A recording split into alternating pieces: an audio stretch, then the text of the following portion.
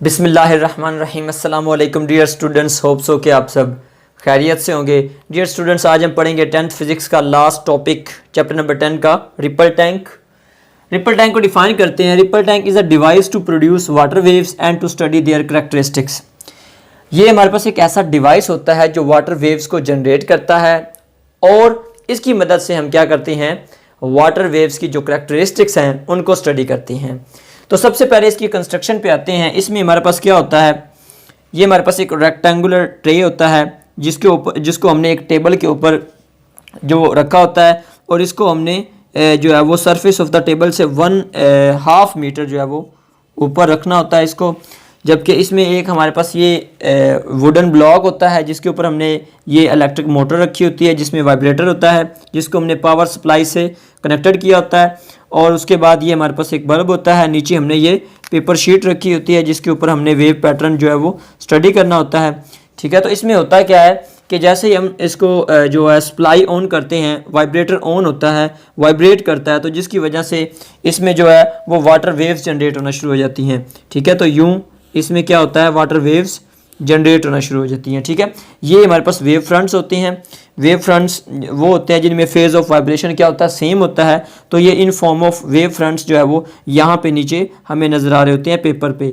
ठीक है, तो ये लाइट का मकसद ये होता है, यहाँ पे लैंप या बल्ब लगाने का ये मकसद है कि यहाँ से चूँकि ये ट्रांसपेरेंट है तो इसकी वजह से ये जो इसका हमारे पास इमेज है वो यहाँ से हमें मिल रहा होता है। ठीक है, तो इसमें हमारे पास जो इसकी करैक्टरिस्टिक्स हैं वो 3 तरह की हैं, रिफ्लेक्शन है, रिफ्रैक्शन है और डायफ्रैक्शन है। उनको 1 बाय 1 स्टडी करते हैं। तो सबसे पहले हम देख लेते हैं रिफ्लेक्शन को।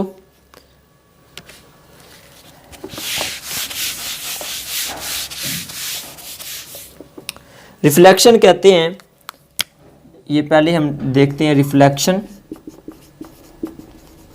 रिफ्लेक्शन कहते हैं कि जब कोई एक रे हमारे पास किसी एक मीडियम से आ रही हो और दूसरे मीडियम से टकराने के बाद अगर उसी मीडियम में दोबारा बाउंस बैक हो जाए तो उस फिनोमिना को हम कहते हैं रिफ्लेक्शन।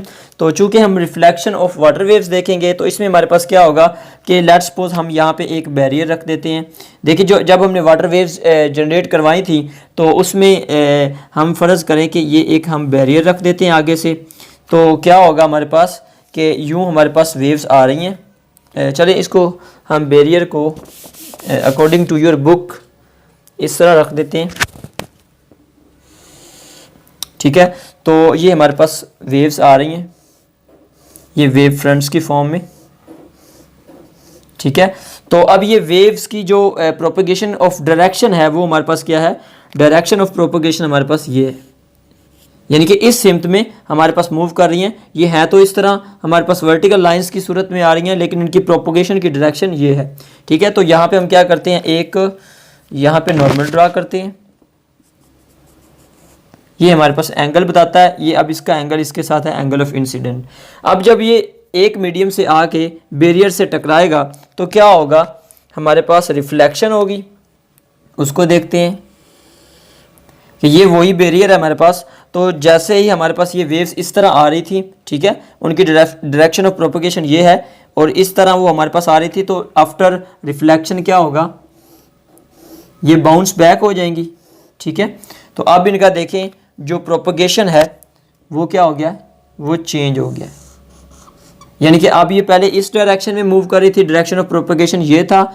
जब बैरियर से टकराई तो डायरेक्शन ऑफ प्रोपगेशन वाला क्या हो गया, चेंज हो गया। इसका मतलब है ये टकराने के बाद बाउंस बैक हो गई है। ठीक है, रिफ्लेक्ट हो गई है। तो अगर हम इसमें अगर हम एंगल बना के देखें नॉर्मल, तो ये एंगल ऑफ क्या होगा, रिफ्लेक्शन होगा।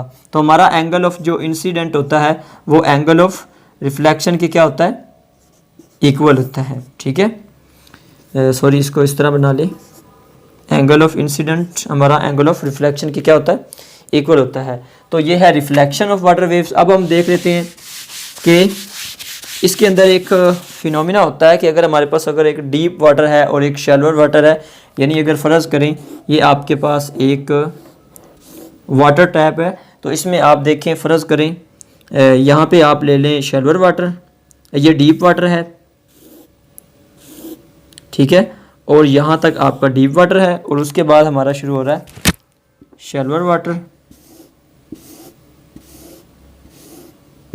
आप देखें हमारा जहाँ पे हमारा डीप वाटर है, ये डीप है गहरा पानी, और ये शैलोअर है वाटर। इसमें आप देखें जैसे जैसे हम ऊपर जा रहे हैं हमारे पास वेवलेंथ कम होती जा रही है। ये है शैलोअर, ये शैलोअर वाटर है यानी कि कम गहरा है, और ये डीप है जो कि ज़्यादा गहरा है। इसमें देखें हमारे पास जो वेवलेंथ है, देखिए वेवलेंथ हमारी ज़्यादा है, लेकिन जैसे जैसे हम ऊपर जा रहे हैं हमारी वेवलेंथ क्या हो रही है, शैलोअर वाटर में जैसे जैसे हम जा रहे हैं यानी कि कम गहरे पानी में जा रहे हैं तो हमारी देखिए वेवलेंथ कितनी, यानी कि वेवलेंथ कितनी शॉर्टर होती जाती है। तो इसका मतलब है अगर हम स्पीड ऑफ वाटर वेव्स की बात करें तो v is equal to F lambda के अकॉर्डिंग। अगर वेवलेंथ हमारी डीप वाटर में जाएंगे तो वेवलेंथ चूँकि ज़्यादा है तो स्पीड भी क्या होगी, ज़्यादा होगी। लेकिन जैसे जैसे as we move from bottom to the top, जब हम जैसे जैसे ऊपर जाएंगे डीप से शैलोअर में आएंगे तो चूंकि वेवलेंथ क्या हो रही है, कम हो रही है, तो स्पीड भी हमारी क्या हो रही होगी, कम हो रही होगी। तो ये एमसीक्यूज में आती है कि डीप वाटर में हमारी वेवलेंथ ज़्यादा होने की वजह से स्पीड भी ज़्यादा होती है। जैसे जैसे हम शैलोअर वाटर की तरफ जाते हैं वेवलेंथ चूंकि कम हो रही है इसलिए हमारी स्पीड भी कम हो रही होती है। ठीक है, अब हम उसके बाद इसकी सेकंड करैक्टरिस्टिक देखते हैं जो कि क्या है, refraction of water waves. Refraction of water waves क्या होती है कि जिसमें ये एक ऐसा फिनोमेना होता है जिसमें एक रे एक मीडियम से आती है, दूसरी मीडियम में जब जैसे ही वो टकराती है तो उसमें से पास कर जाती है, लेकिन अपने एक्चुअल पाथ से जो है वो थोड़ा सा बेंट हो जाती है। ठीक है, इसको स्टडी करते हैं तो इसमें हम क्या करेंगे, कहते हैं कि हम एक तरफ ले लेते हैं डीप वाटर और दूसरी तरफ ले लेते हैं शैलोअर वाटर, तो इसके दरमियान हम ये एक बैरियर बना देते हैं कि ये हमारा डीप वाटर है और ये शैलोअर। अब इसमें क्या होगा कि हमारे पास ये वाटर की वेव्स हैं जो कि in form of wave fronts हैं।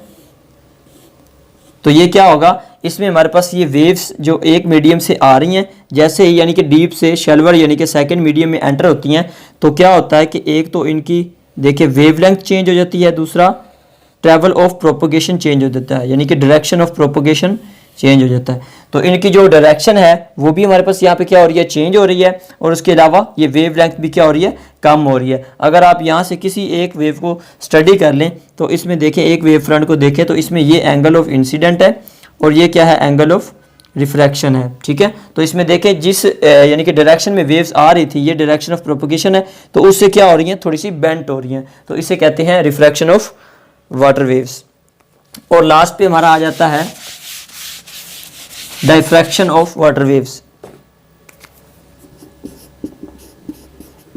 डायफ्रैक्शन में क्या होता है कि हमारे पास वेव्स आ रही होती हैं, ठीक है, ये वेव फ्रंट्स आ रहे हैं in form of wave fronts, ठीक है। तो क्या होता है कि आगे हम एक बैरियर रखते हैं, दो बैरियर रख देते हैं जिनमें कुछ हम जो है वो होल सा क्रिएट कर देते हैं कि इसमें जो है वो स्लिट इसे कहते हैं हम। तो जैसे ही ये वेव्स यहाँ से पास आउट होती हैं तो क्या होता है कि ये बेंट होना शुरू हो जाती हैं, ठीक है। सो इस तरह की जो बेंडिंग है थ्रू सम स्लिट्स जो है वो उसको क्या कहते हैं, या किसी शार्प एजेस के थ्रू जो बेंडिंग हो जाती है वेव्स की उसे हम कहते हैं डायफ्रैक्शन। अगर हम यही जो हमने यहाँ पे होल क्रिएट किया है, अगर इसमें जो है ये स्लिट का जो डिफरेंस है, डिस्टेंस है, अगर हम ये बढ़ा दें, यानी कि इसको हम यूं कर दें और वेव्स हमारी आ रही हैं वेव फ्रंट्स की फॉर्म में, तो जो बेंडिंग है वो कम हो जाएगी। इसका मतलब है स्लिट्स का जो आपस में होल का एक डिस्टेंस है अगर वो हम बढ़ा दें, होल ज़्यादा क्रिएट कर दें स्लिट्स के दरमियान, तो हमारे पास जो बेंडिंग है वो कम हो जाती है, ठीक है। तो इसमें ये था कि हमारे पास करैक्टरिस्टिक्स थी refraction and diffraction. Hope so कि ये आपको अच्छी तरह से समझ आ गया होगा, लेकिन अगर फिर भी कोई क्वेश्चन हो तो कमेंट बॉक्स में लाजमी जाएँ और अपना बहुत बहुत ख्याल रखिएगा। अल्लाह हाफिज़।